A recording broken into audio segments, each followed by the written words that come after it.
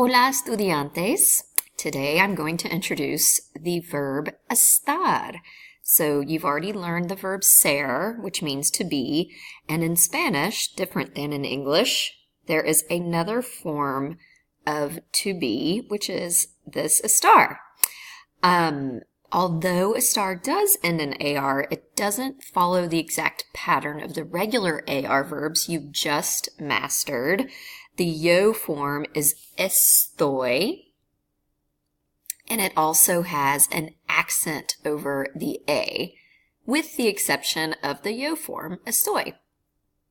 So the principal difference, or the primary difference between estar and ser, is that estar is generally used to express temporary conditions, like location and emotion. For instance, Alex está enfermo hoy, which means Alex is sick today. Or estoy cansada, I am tired. So these are all temporary conditions. Quick reminder, ser. Ser is used to describe, well, you can remember it by the acronym doctor. It represents description, occupation, characteristics that are permanent, time, as you all know very well, origin, and relationship. Now that you've mastered ser, we're moving on to estar, where the acronym used for estar is place, since estar always represents how you feel and where you are.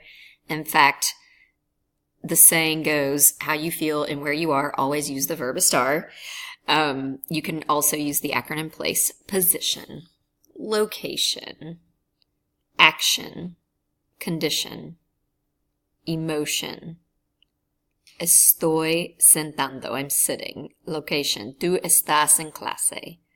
Él está comiendo, which is the present progressive tense. We won't cover that, but it is described to use an action. Condition, estamos enfermos, we're sick, very temporary condition. That's when you use estar for things that are temporary. And emotion, because emotions, as we all know, are also temporary. Okay, back to page 59 in your textbook.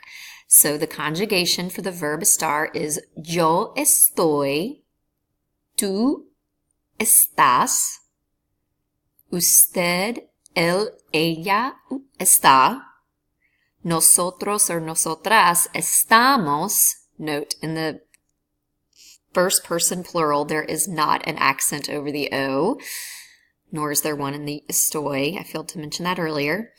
Ustedes, ellos, and ellas están. Estamos en Perú. That is a location showing your whereabouts.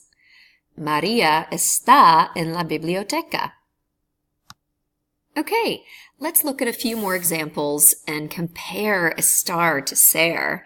So, like we said earlier, estar is going to cover your location or temporary states, and ser, there we use the doctor acronym. Now, in our textbook, they do pare it down to a smaller amount of conditions, just to simplify, since you're just starting out with ser and estar. So they don't really cover all of place, the acronym place, as I just showed you previously, nor do they show all of the doctor acronym under ser.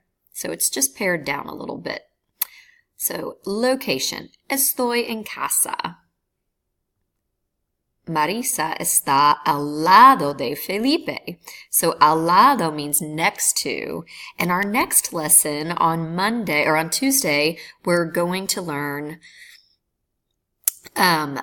prepositional phrases for location, which always accompany estar.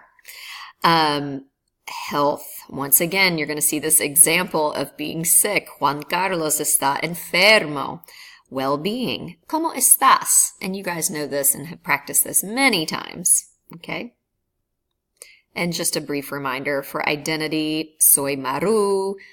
Occupation, soy estudiante. origin, eres de Mexico, telling time, son las cuatro.